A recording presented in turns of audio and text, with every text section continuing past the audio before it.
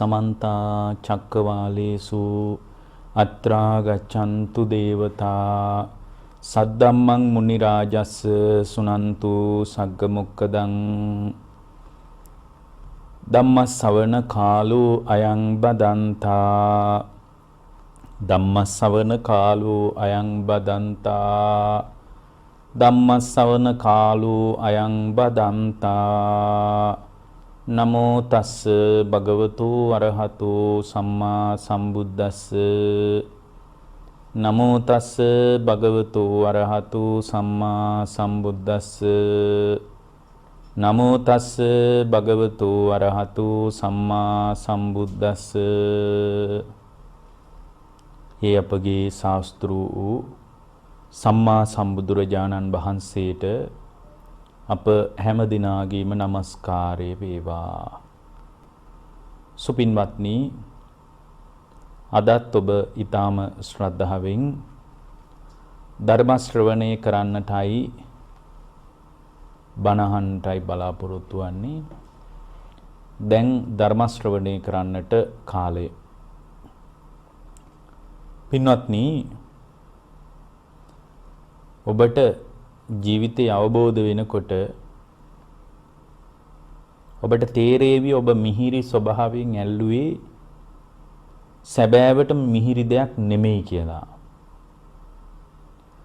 ඔබ ප්‍රිය ස්වභාවයෙන් අල්ලගත්තේ සැබෑවටම ප්‍රිය ස්වභාවයෙන් පවතින දෙයක් නෙමෙයි කියලා. ඔබට ධර්මී කරා වැඩියෙන් කිට්ටු වෙනකොට තේරෙවි සැප ස්වභාවයෙන් ඔබ ග්‍රහණය කරගත්තේ සැබෑවටම සැප ස්වභාවයෙන් පවතින දෙයක් නෙමෙයි කියලා. ධර්මයට වඩාත් කිට්ටු වෙන දවසට ඔබට තේරෙවි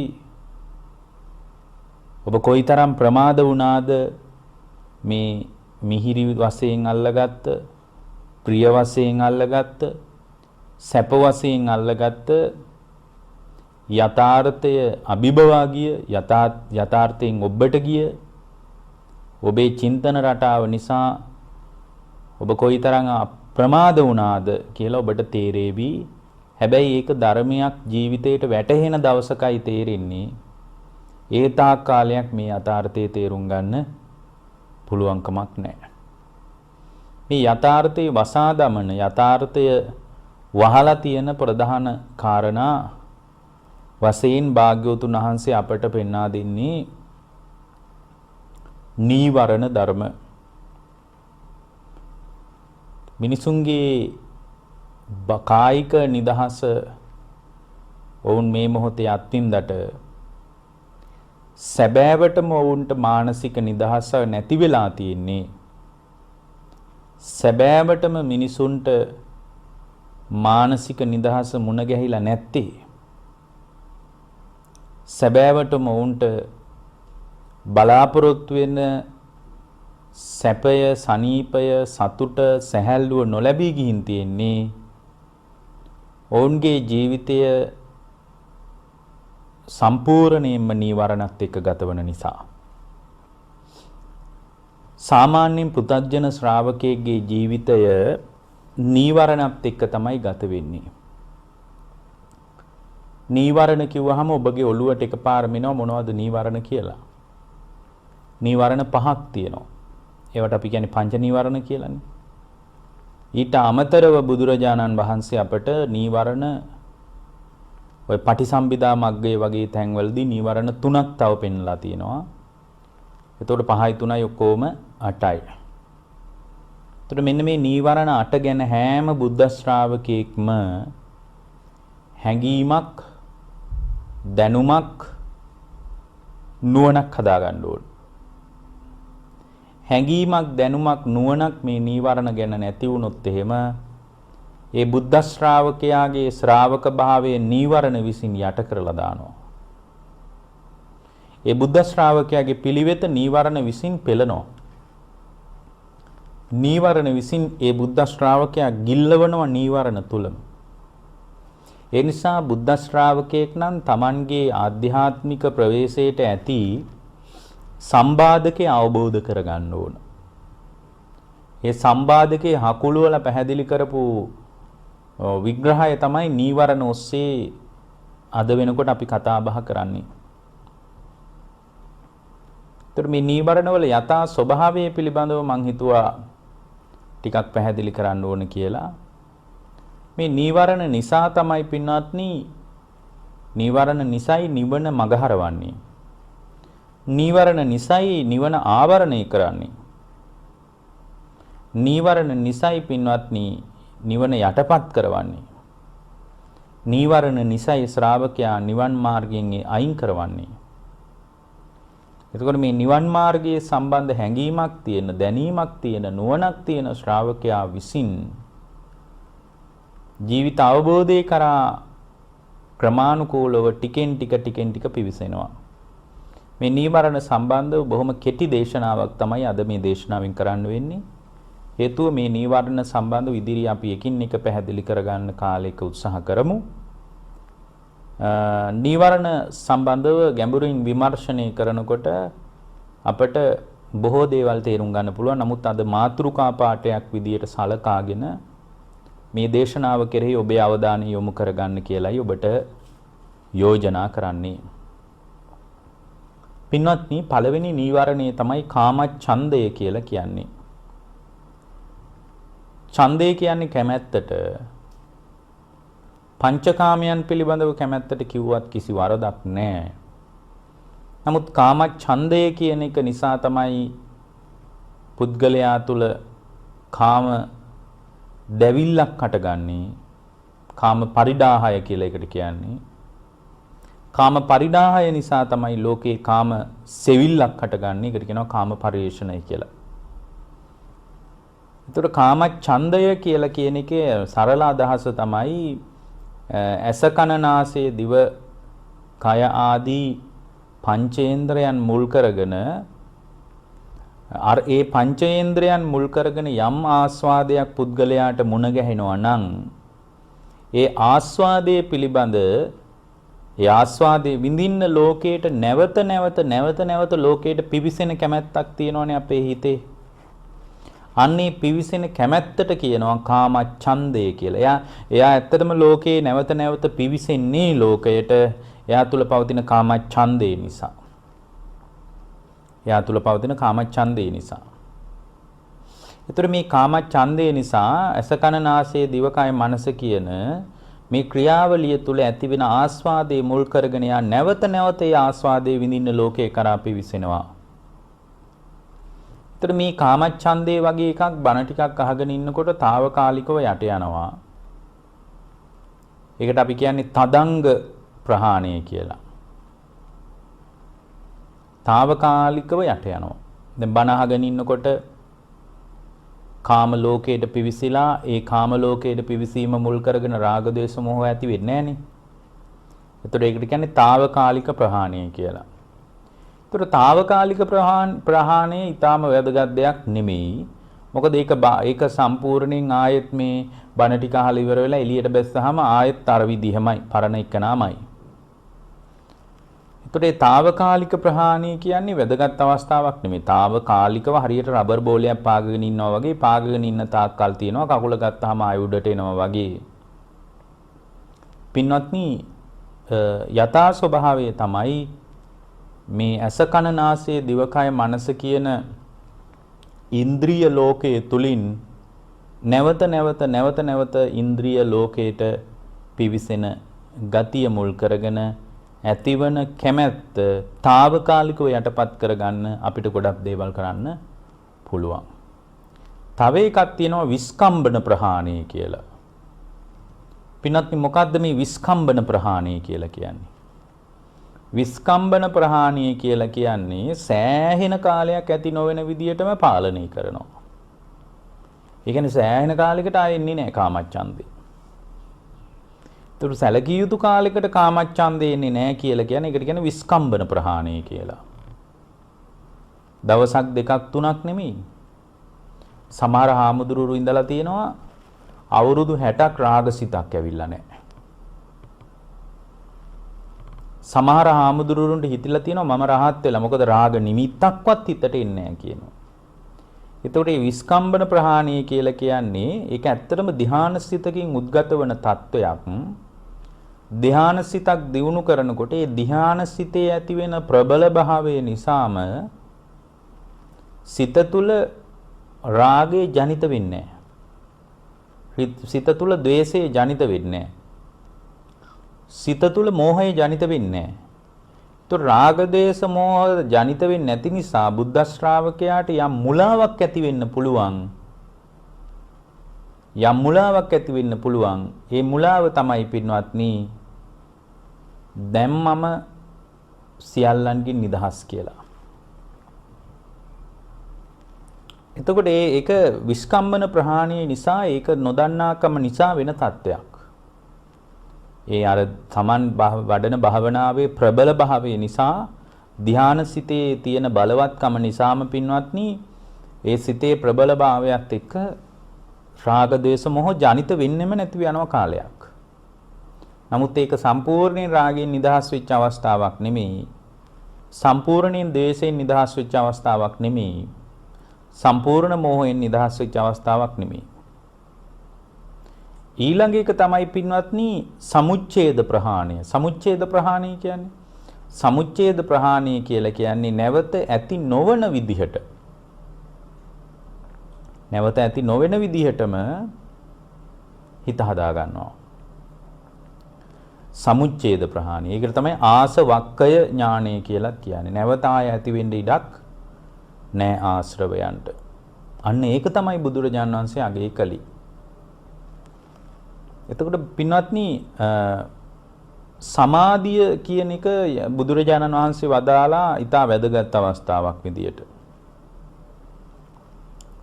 මොකද සමාහිතෝ භික්කවේ යථා භූතං පජානාති කියලා ධර්මී වාක්‍යයක් තියෙනවා. සමාහිත වුණාට පස්සේ ඒ සමාහිත වූ පුද්ගලයාගේ හිත තුළ උද්ගත වන තත්වයක් තමයි යථා භූත ඥානය කියලා.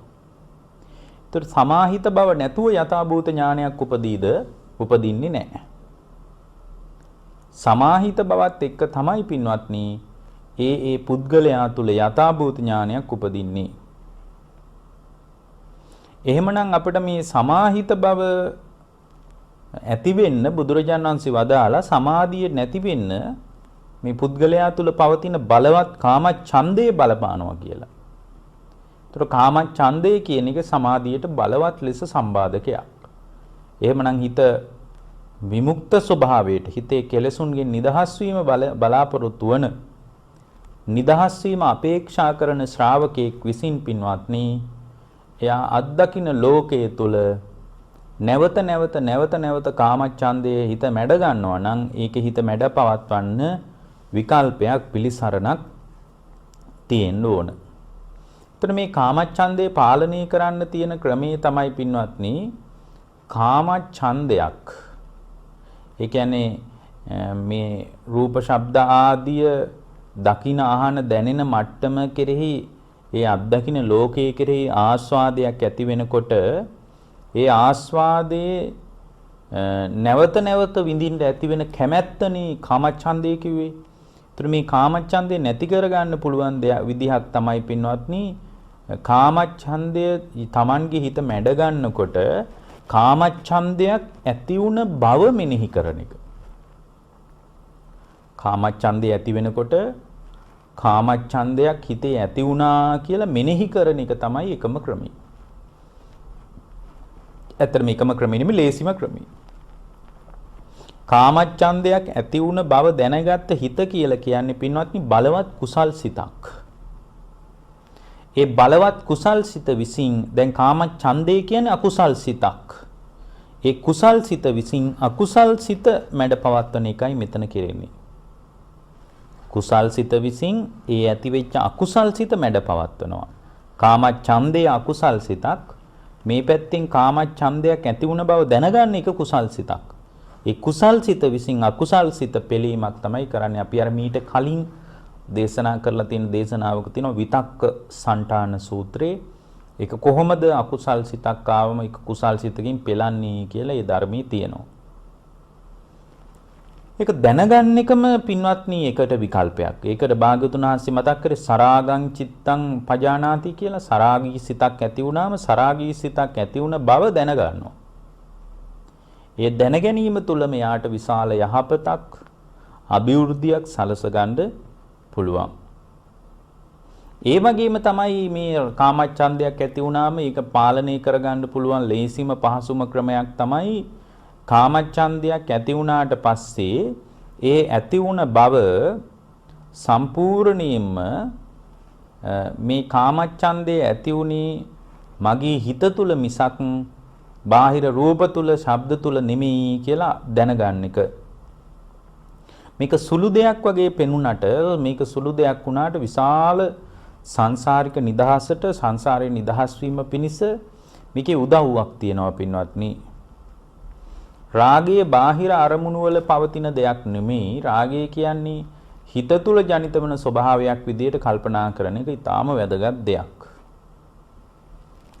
එතකොට තමන් මේකෙන් තේරුම් ගන්න ඕන, දැනගන්න ඕන, අවබෝධ කරගන්න ඕන දේ තමයි තමන්ගේම සිත තමන්ගේම සිතින් අල්ලගෙන දැඟලීමක් තමයි මෙතන තියෙන්නේ කියලා දැනගන්නකොට ඒ කාමච්ඡන්දය එයාට පුළුවන් කාමච්ඡන්ද නීවරණයෙන් යම්තාක් නිදහස් වෙලා මාර්ගය වඩා ගන්න ඒ ශ්‍රාවකයාට පුළුවන්. ඊළඟ එක තමයි පින්වත්නි ව්‍යාපාදය. මේවා සමහර ඒවා අහලා තියෙනවා. නමුත් මේ වගේ තියෙන ගැඹුරු කාරණා අපි හොඳින් විමර්ශනය කරගන්න ඕන. ව්‍යාපාදය කියලා කියන්නේ හිතේ ගැටෙන ගතිය. අමනාප වෙන ගතිය. ඒ වගේම හිතේ නුරුස්සන ගතිය. ඒකට කියනවා ව්‍යාපාදේ කියලා. ඒතර ව්‍යාපාද සිතක් උපන්නාට පස්සේ ව්‍යාපාද සිතක් උපන් බව දැනගන්න ඕන පින්වත්නි. ඒක නිකම්ම මිනිහෙකුට කරන්න පුළුවන් දෙයක් නෙමෙයි.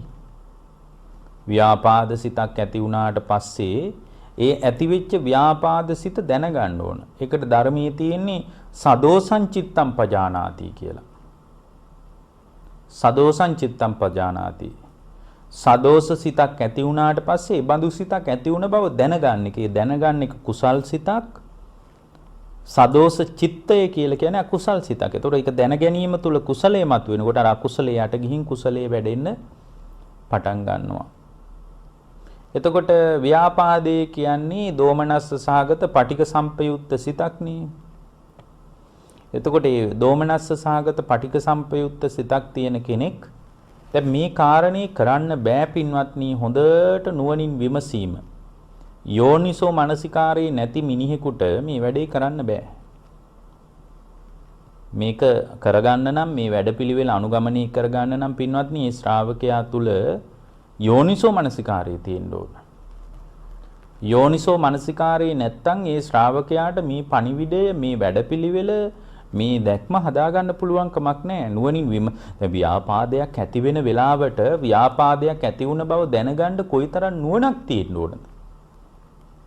දැන් ලෝකේ හැම වෙලාවකම ව්‍යාපාදේ ඇති වුණාට පස්සේ ව්‍යාපාදයටම ගින්දර අවුල් වුණා මිසක් ව්‍යාපාදේ කියන්නේ ද්වේෂය කියන ගින්නටම තව දුරටත් පිදුරු දානවා මිසක් ලෝකේ අපිට උගන්වනවද ව්‍යාපාදයක් ඇති වෙන වෙලාවට ඒ හිත දැක ගන්න කියලා අපිට කවුරුත් කියනවද? කියන්නේ. ව්‍යාපාදයක් ඇති වෙන වෙලාවට ඒ ව්‍යාපාදය යට කරන්න පුළුවන් ක්‍රමේ තමයි පින්වත්නි මෛත්‍රිය වඩන එක. මෛත්‍රිය වැඩිම තුල තමයි ව්‍යාපාද සිත යට කරගන්න පුළුවන් වෙන්නේ. එතකොට ඒ නිසා මේ ව්‍යාපාදයේ ස්වභාවයත් සෑම බුද්ධ ශ්‍රාවකයෙක්ම දැනගෙන ඉන්න ඕන. ව්‍යාපාදයේ ඇති වෙනකොට ව්‍යාපාදේ කියන්නේ දෝමනස්ස සහගත සිතක්. ඒ ව්‍යාපාද සිත ඇති වෙනකොට ඇතිවෙච්ච ව්‍යාපාද සිත දැනගන්න එක තමයි පළවෙනි පියවර. ඒ දැන ගැනීම කියන්නේ බලවත් කුසලයක්. ඒ දැනගත් සිත විසින් ව්‍යාපාදයේ මැඩ පවත්වන්න පුළුවන්. තුන්වෙනි එක තමයි තීන මිද්දය. තීන මිද්දේ කියන්නේ මොකද්ද? තීන මිද්දේ කියලා කියන්නේ ගොඩාක් අය හිතාගෙන ඉන්නවා නිදිමතට කියලා. නිදිමතත් තීන මිද්දේට අයිති කොටසක් තමයි. තීන මිද්දේට අයිති පරයයන් කීපයක් කතා කරගන්න පුළුවන්. නිදිමත කියන්නේ තීන මිද්දේට අයිති දෙයක්. විවිධ අරමුණු ඔස්සේ හිත දුවන ගතියක් තීන මිද්දේට අයිති දෙයක්. කුසල් අරමුණක හිත පවත්ව ගන්න බෑ කියලා කියන එකත් තීන මිද්දේට අයිති දෙයක්. සමහර අය අපිට කියන්නේ අනේ මට මේ භාවනා කරනවා හාන්දුරනේ භාවනාවක් හිත පිහිටව ගන්න බෑනේ. භාවනාවක් හිත වඩා ගන්න බෑනේ. ඒ කියන්නේ එයාට කුසල් සිතේ එකඟතාවයක් කුසල් සිතක අරමුණක හිත පවත්ව ගන්න බැරි වෙලා තියෙනවා. ඒ කියන්නේ එයාගේ හිතේ තීන මිද්දේ තියෙනවා. ඒතකොට තීන මිද්දේ කියන්නේ නිදිමත ගතියටම නෙමෙයි පින්වත්නි. අරමුණු ඔස්සේ හිත දුවන එකක් තීන මිද්දේ, කුසල් සිතක එකම අරමුණක පවත්ව ගන්න බැරි එකක් තීන මිද්දේ. එතකොට දැන් මෙතනත් සමහර වෙලාවට දැන් භාවනාවෙන් වාඩි වුණාම මේ තීන මිද්දේ පින්වත්නි වංචක ධර්මයක් විදියට තියෙනවා. වංචක ධර්මයක් කියන්නේ වංචක ධර්මයක් විදියට දැන් නිදිමත ගතිය නිකන් ගුණ ධර්මයක් වගේ පේන්න පුළුවන්. දැන් භාවනා කරනකොට හොඳට ආයිනකට වෙලා අපේ උපාසකම්මල එහෙමනි භාවනා කරන්නේ ආයිනකට වෙලා හොඳට බිත්තියට හේතු වෙලා දවල් කාලෙක ඔන්න භාවනා කරනවා. භාවනා කරනකොට ඒ භාවනා කර ඉන්නකොට මෙයාට හොඳට පොඩ්ඩක් නිින්ද යනවා.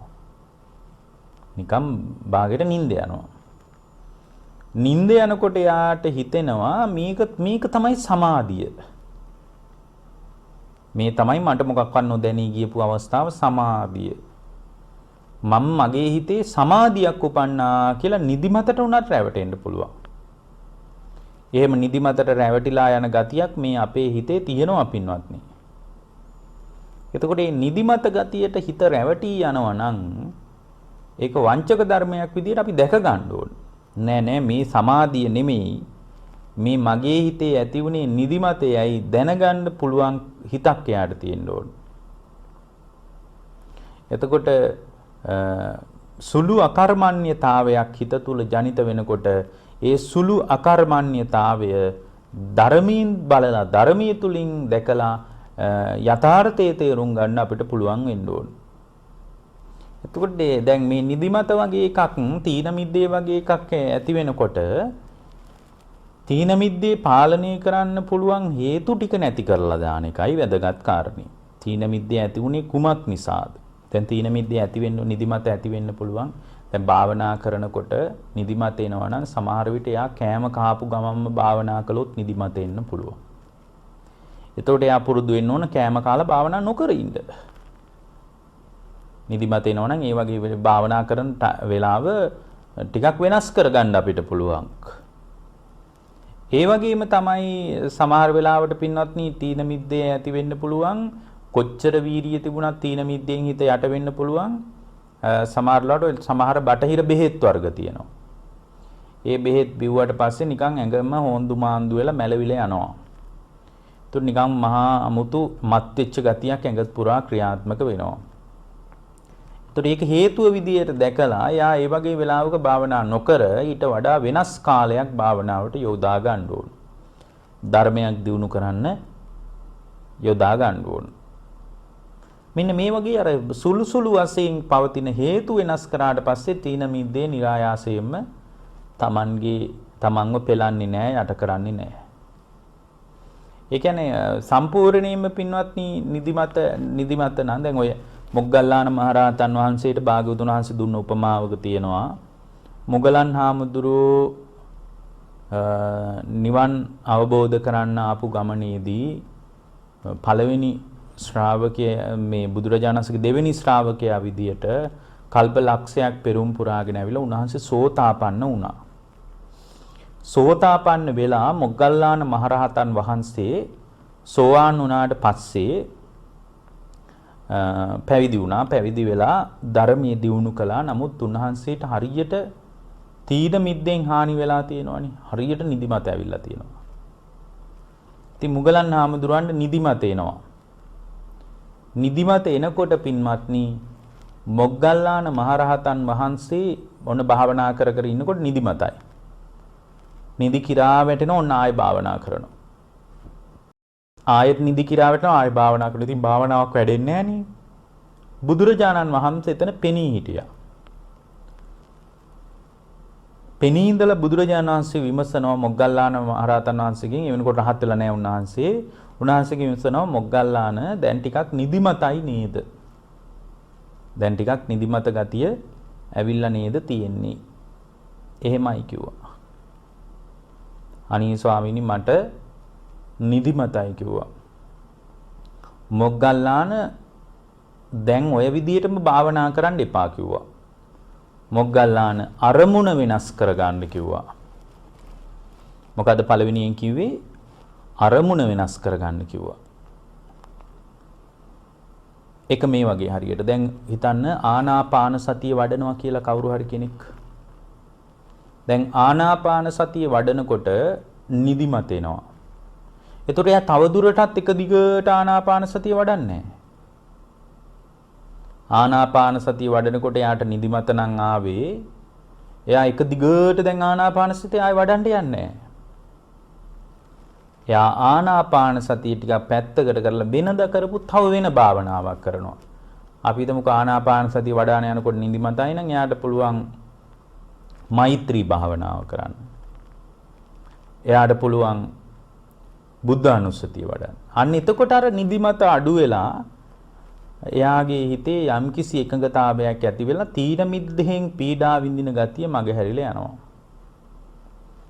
හිතන්න ඒත් නිදිමත එනවනම් දැන් ඒත් නිදිමත එනවනම් අපි මොනවා කරාද? අපි නිදා ගන්නවා. එතනින් එහාට අපි මොකුත් කරන්නේ නැහැ.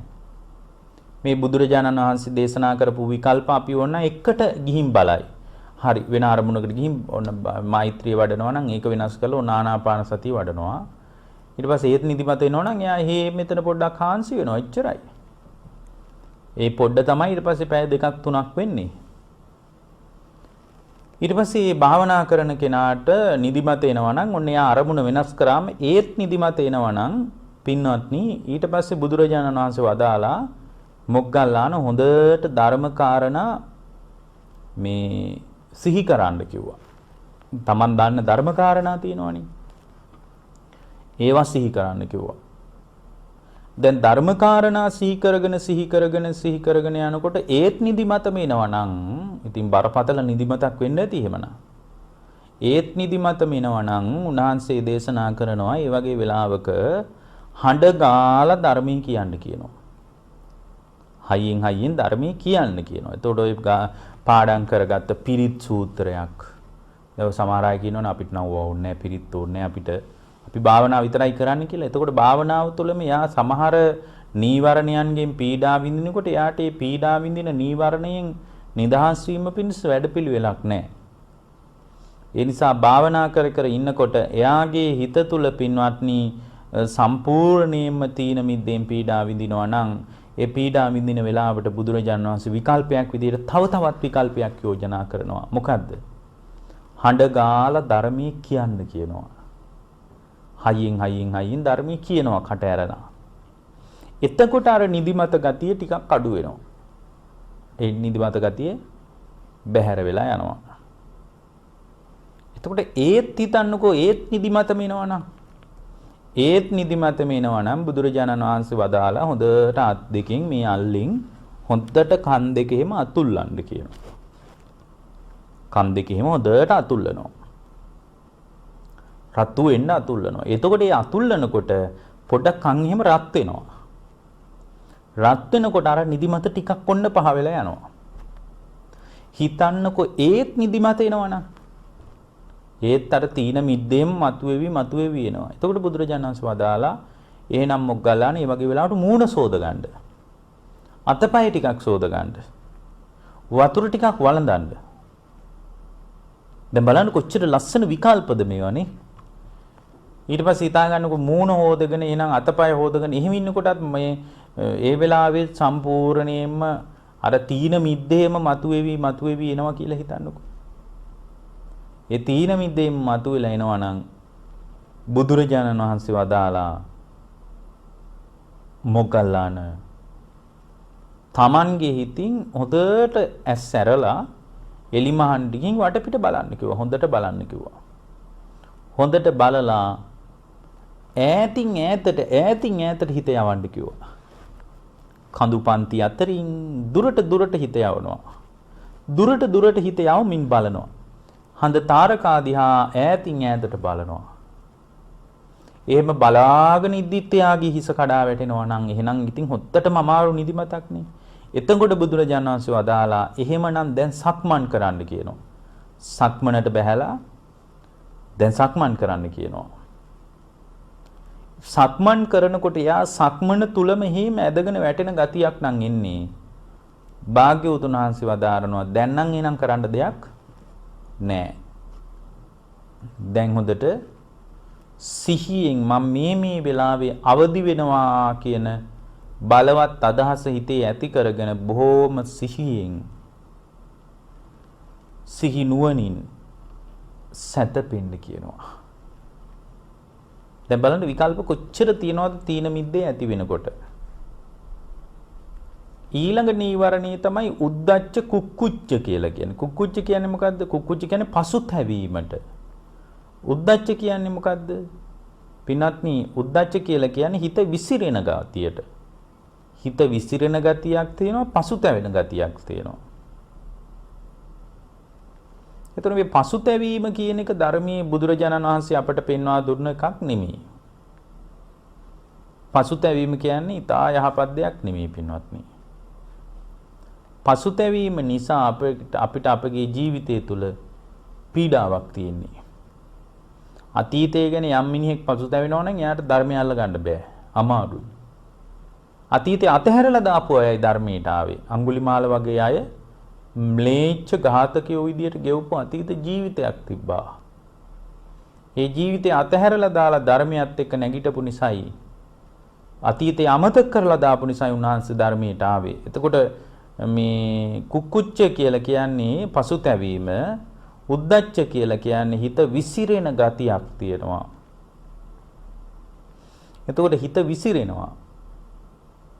ඒතර බුදුරජාණන් වහන්සේ පැහැදිලි කරනවා හිත විසිරිච්ච වෙලාවක සමාධියක් දියුණු වෙන්නේ නැහැ. සමාහිත කියන්නේ හිත එකඟ වෙච්ච වෙලාවටයි. ඒ කියන්නේ අපි අර ඉස්සල්ලත් කිව්ව වාක්‍යයක් සමාහිතෝ භික්කවි යථා භූතම් පජානාති කියලා. සමාහිත වූෙකුගේ හිත තුල තමයි යථා භූත ඥානෙ උපදින්නේ කියලා. එහෙමනම් උද්දච්ච කුක්කුච්චේ යම් කිසි ශ්‍රාවකයෙක්ගේ හිතේ තියෙනවා නම් එයාට මේ සත්‍ය අවබෝධය චතුරාර්ය සත්‍ය දකින්න පුළුවන් කමක් නැහැ. මොකද චතුරාර්ය සත්‍ය දකින්න කෙනාට සම්මා සතියේ උදව්වක් තියෙන්නම ඕන. ඒතර මේ සිහිය පවත්ව ගන්න එක උද්දච්ච කුක්කුච්චේ පාලනය කරගන්න හොඳ දෙයක් තමයි හැම වෙලාවකම සිහියෙන් වැඩ කරන්න පුරුදු වෙන එක. ඒතර කෙනෙක් කියන්න පුළුවන් හැම වෙලාවකම කොහොමද සිහියෙන් වැඩ කරන්නේ? සිහියෙන් වැඩ කරන්න අපිට හැම වෙලාවකම හිත දෙන්නේ නැහැ. ඒක කරගන්න අමාරුයි. ඔබ වහන්සේලාට කියන්න නම් පුළුවන් කනකොට බොනකොට නානකොට අඳිනකොට පළඳිනකොට මේ හැම වෙලාවකම සිහිය පවත්වන්න කියලා. ඉතින් කොහොමද සිහිය පවත්වන්නේ හැම වෙලාවකම? අපිට නම් ඒ බඳු සිහියක් පවත්වන්න බෑ කියලා කෙනෙක් කියන්න පුළුවන්. ඒ නිසා මම ඔබට විකල්පයක් කියලා දෙන්නම්. අඩුම දවසකට පැය භාගයක් සිහියෙන් වැඩ කරන්න. මම මෙන්න මේ වෙලාවේ සිහියෙන් වැඩ කරනවා. පැය භාගයක් උයනකොට, කනකොට, ඒ පැය භාගය ඇතුළත කරන හැම දෙයක්ම සිහියෙන් කරන්න. අන්න එහෙම සිහියෙන් කරලා ඒ වෙලාවේ වාඩි වෙන්න භාවනා කරන්න හොඳට හිතේ භාවනාව වැඩෙනවා. ඒ කියන්නේ භාවනා කරන්න කලින් පූර්ව සැලසුමක් හදාගන්න මම පැය භාගයක විතර කාලයක් එක දිගට මම මේ පැය භාගයක විතර කාලය තුල මම හොඳට හිත පුහුණු කරනවා, හිත වඩනවා කියලා මේ හොඳට සිහියෙන් වැඩ කරනවා කියලා හිතා ගන්න. එතකොට මේ සම්මා සතිය කියන එකට විශාල උදව්වක්. ඒ වගේම තමයි එහෙම සති සම්පජාඤ්ඤයෙන් සිහිනුවණින් වැඩ කරනකොට යාගේ උද්දච්ච කුක්කුච්චය කියන පසුතැවෙන ගතියත් ඒ වගේම හිත විසිරෙන ගතියත් කියන ස්වභාවය බැහැර වෙලා ගිහින් ඒ නීවරණේ මැඩ පවත්වන්න පුළුවන්. ඊළඟ එක තමයි විචිකිච්ඡා නීවරණේ. විචිකිච්ඡාව කියන්නේ නම් හොඳට අපිට පුරුදුයි සැකය කියන එක. මොනවා ගැනද හිතේ සැක ඇති වෙන්නේ? බුදුරජාණන් වහන්සේ ගැන සැක උපදින්න පුළුවන්. ධර්මයේ ගැන සැක උපදින්න පුළුවන්. සංඝයා ගැන සැක උපදින්න පුළුවන්. එතකොට මේ විදිහට බුද්ධ ධම්ම සංඝ කියන තුන් තැනකදී සැක උපදින්න පුළුවන්. ඉහත ආත්මය ගැන සැක උපදින්න පුළුවන්. කවුද දන්නේ කලින් හිටියද කියලා? ඔබ වහන්සේලෝම සංසාරය කියලා එකක් කිව්වට අපි කොහොමද විශ්වාස කරන්නේ සංසාරය කියලා එකක්? ඇත්තටම සංසාරය කියලා එකක් තියෙනවද නැද්ද කියලා මට විශ්වාස නැහැ. ওই විදිහට ඉතින් අතීත භවය ගැන සැක උපදින්න පුළුවන්. ඒ වගේ මතු භවය ගැන සැක උපදින්න පුළුවන්. ඉපදිනවද නැද්ද දන්නේ නැහැ. ওই තියෙන දෙයක් කාලා වෙන දෙයක් බලන හොඳ සනීපෙට අපි ඉන්න ඕන. අපි මේ අනාගතය අපි ඉන්නවද නැද්ද ඔය මොකක්වත් අපි දන්නේ නැහැ වගේ අනාගතය ගැනත් සැක උපදින්න පුළුවන්. ඊට පස්සේ මේ මතු භවයත් අතීත භවයත් දෙකම ගැන සැක උපදින්න පුළුවන්. නෑ මේක තමයි අන්තිම එක. ඔය භෞතිකවාදී අදහස් දරනා ඉන්නේ. නේ අපි හොඳට කාලා බීලා ඉඳයි මෙහෙට ආවි කියලා. ඔය ඉතින් කාලා බීලා ඉඳාව නම් හොඳට කාලා බීලා ඉන්න එක තමයි හොඳම දේ. මම නම් කියන්නේ කාලා බීලා ඉන්න මෙහෙට ආවා කියලා හිතන කෙනෙකුට තියෙන ඒවා හොඳට කන්න කියලායි. තියෙන දේවල් හොඳට බොන්න කියලායි. තියෙන ණය වෙවි හරි බොන්න කියලා මම නම් කියන්නේ. හේතුව තමයි කාලයකට ආයි මනුස්ස ජීවිතයක් හම්බ වෙන්නේ නැහැ. ඒ බලවත් මිත්‍යා දෘෂ්ටිය නිසා යාට කාලයකදී මනුස්ස ජීවිතයක් හම්බ වෙන්නේ නැහැ. ඒතර අතීත භවය ගැන සැක උපදිනවා, අනාගත භවය ගැන සැක උපදිනවා, අතීත අනාගත මේ භව දෙකම ගැන සැක උපදිනවා. ඊට පස්සේ පටිච්ච සමුප්පාදය ගැන සැක උපදිනවා. අවිද්‍යාව නිසා සංඛාර ඇති වෙනකොට ඕවා ඉතින් ඕවා නිකන් හිතලුවක්ද දන්නේ නැහැ. එහෙම හිතෙන්න පුළුවන්. ඊළඟ එක තමයි පින්වත්නි ත්‍රිශික්ෂාව ගැන සැක උපදිනවා. එතකොට අද නම් හරියට මේ වගේ තැන් ගැන හරියට මිනිසුන්ට සැක තියෙනවා. මොකද තමන්ගේ ගුරුවරයා කියලා දුන්න විදිහටනේ ධර්මයේ බලන්නේ. භාගතුන් වහන්සේ දේශනා කරපු මූලික දේශනාවට හිස නමාගෙන ධර්මයේ ඇසුරු කරනවා නෙමෙයිනේ. එයාගේ ගුරුවරයා කියපු පණිවිඩයට අනුවයි ධර්මයේ දිහා බලන්නේ. එතකොට එහෙම වුණාට පස්සේ හරියට සැක උපදින්න තියෙන අවස්ථා වැඩි. විචිකිච්ඡාව කියන නීවරණ ධර්මයට අපේ හිත විවෘත වෙන්න තියෙන ඉඩකඩ පින්වත්නි හරිම වැඩි. ඊළඟ එක තමයි පින්වත්නි දැන් ඔතනින් අපේ ඔය ධර්මයේ ඇසුරු කරද්දී අපිට ප්‍රකටව මුණ ගැහෙන නීවරණ ධර්ම පහ ඉවරයි. නමුත් අර පටිසම්භිදා මාර්ගයේ මග්ගේ තව තියෙනවා නීවරණ තුනක් වදාරලා තියෙනවා. එකක් තමයි අරතිය. අරතිය කියන්නේ අකමැත්ත. කෙනෙකුට හිතෙන්න පුළුවන් මේක ව්‍යාපාදී කියලා. නෑ මේක ව්‍යාපාදී නෙමෙයි. මේක පින්වත්නි සංසාර මේකට විකල්පයේ තමයි මේ අරතිය. අරතිය කියන්නේ එයාට මේ පටිගයක් නෑ, පොඩි අකමැත්තක් තියෙනවා. දැන් උදාහරණයක් විදියට දැන් මේ කාලේ පන්සල් වලට යන්නත් බෑ. එළියට යන්නත් බෑ. ඒතර යන්න ඉන්න බැරි කොට මිනිස්සු කියනවා දැන් ගෙවල් වලම කියනවා මේ ඔන්න නෝනා කියනවා මහත්තයාට අපිට දැන් මේ කාලේ පන්සල් යන්නත් බෑ. දැන් මේ පොයට අපිට සිල් ගන්න විදියකුත් නැහැ. දැන් මේ රට වහලා තියෙන එකේ අපිට ඕව මොකක්වත් කරගන්න බෑ නේද? අපි ගෙදර සිල් ගමු. එතකොට එයා කියනවා දැන් කියන්නේ පටිගයකුත් නැහැ ඒකට. එතකොට කියනවා අනේ ගෙදර සිල් අරගෙන කොහොමද? කවුද දානි දෙන්නේ අපිට? ඊට පස්සේ මේ පොඩි උන් කෑ ගහනකොට කොහේ මොන සීලයක්ද? අනික ඔය ටීවී එකේ බණ ඇහුවට ඒක ඉතින් හාමුදුරු කෙනෙක් ළඟ ඉන්නවා වගේ බණ එහෙම නෑනේ. එහෙම හැඟීමක් එන්නේ නෑනේ. ඒ නිසා මේ ගෙදර මම නම් හිතන්නේ ගෙදර සිල් ගන්න එක අසාර්ථකයි වගේ එහෙම අදහසක් එන්න අන්න බලන්න අරතිය. පටිගයකුත් නෑ. එයාට එදාට කිව්වොත් දැන් මේ කවුරුවත් නැති එකේ දරුවෝ ටිකයි ඔක්කොම එකතු කරන අපි පුංචි මේ නිකන් පොඩි පාටියක් ලෑස්ති කරගමු. ඒතකොට එයා කියනවා ඒක නම් හොඳයි මේ නිදහසේ හිටපු එකේ. ඒක හොඳයි දැන් පන්සල් යන්නත් බැරි එකේ අපි එහෙමවත් දරුවොත් එක්කවත් සතුටින් ඉමු කියලා එයා ඒකට කැමති නැද්ද? කැමති. අන්න උකට තමයි අරතිය කියලා කියන්නේ. අරතියෙන් නිදහස් වෙන අරතිය කියන නීවරණයෙන් නිදහස් වෙන ක්‍රමය තමයි පින්වත්නි සංසාරික දුක සිහි කරන එක. සාංශාරික වශයෙන් විඳවා ආපු දුක සිහි කරනකොට ඒ මාරපාක්ෂික ධර්මයක් විදියට යම් කෙනෙක්ගේ හිතේ අරතිය මතුවෙනවා නම් ඒ අරතිය මගහැරලා යනවා. ඉද්ධිපාද ධර්ම දියුණු කරන එක. ඡන්ද චිත්ත විරිය විමර්ශා කියන ඉර්ධිපාද ධර්ම දියුණු කරන එක. තමන්ගේ ජීවිතේ ධර්මී කරා ඉලක්කය සාධනය කර ගන්නකම් ඒ කැමැත්ත මුල් කරගෙන තමන්ගේ වීරිය අම්ත නොහැර ඉන්න එක සම්පූර්ණයෙන් යාට එතකොට නිදහස් වෙන්න පුළුවන්. ඡන්දයක් හදා ගන්නවා කැමැත්තක්, චිත්ත හිත දැඩි කර ගන්නවා සෝවාන් වෙනවමයි වෙලාමයි නවතින්නේ කියලා දැඩි කැමැත්තක් හදා ගන්නවා. වීරියක් හදා ගන්නවා. විමර්ශා සසර දුකින් නිදහස් වීමට තමන්ගේ ජීවිතේ ප්‍රඥාව දියුණු කර ගන්නවා. එතකොට මෙන්න මේ විදියට පින්වත්නි අරතිය තේරුම් ගන්න නීවරණයක් විදියට. ඊළඟ එක තමයි අවිජ්ජා නීවරණය. අවිජ්ජා නීවරණය කියන්නේ අවිජ්ජා නීවරණය කියලා කියන්නේ මෙතන කියන්නේ පින්වත්නි බුදුරජාණන් වහන්සේ අරහත්වේදී සම්පූර්ණයෙන් අවිද්‍යාව දුරු වෙනවා කියලා වදාළානේ. ඒ අවිද්‍යාව නෙමෙයි මෙතන කතා කරන්නේ. අවිද්‍යාව කියන්නේ දුක්ඛේ අඥානං දුක්ඛ සමුදය අඥානං කියලා ධර්මයේ තෝරන්නේ චතුරාර්ය සත්‍ය නොදන්නාකම අවිද්‍යාව කියලා. ඒක නෙමෙයි මෙතන පින්වත්නි. අරමුණු වල මුලා වෙන ස්වභාවයක් මේ හිතේ තියෙනවා. ඒක තමයි අවිද්‍යාව කියලා කියන්නේ. අරමුණු වල හැම වෙලාවකම මුලා වෙන ගතියක් තියෙනවා. රූපේ දකින්නකොට මුලා වෙනවා. එතකොට රූපේ ලස්සනයි ගැහැණු පිරිමි වශයෙන් ග්‍රහණය කර ගන්නවා. අරමුණක් පාසා හිත දුවනවා. එතකොට තමන්ගේ ජීවිතය තුළ ආධ්‍යාත්මය තුළ මේ අරමුණු වල මුලා වෙන ගතියක් හිතේ තියෙනවා නම් ඒ අරමුණු වල මුලා වෙන ගතිය තියෙන මේ හිතේ පවතින ඝන සංඥාව නිසා නැති ස්වභාවයක් ඇතැයි කල්පනා කරන ගතිය නිසා යථාර්ථයේ නොදන්නාකම නිසා යථාර්ථයේ නොදන්නාකමත් අවිද්‍යාව තමයි. නමුත් අරමුණු වල මුලා වෙන ගතිය මෙතන අවිද්‍යාව කියලා හඳුන්වන්නේ. ඒතර අරමුණු තේරුම් ගන්නකොට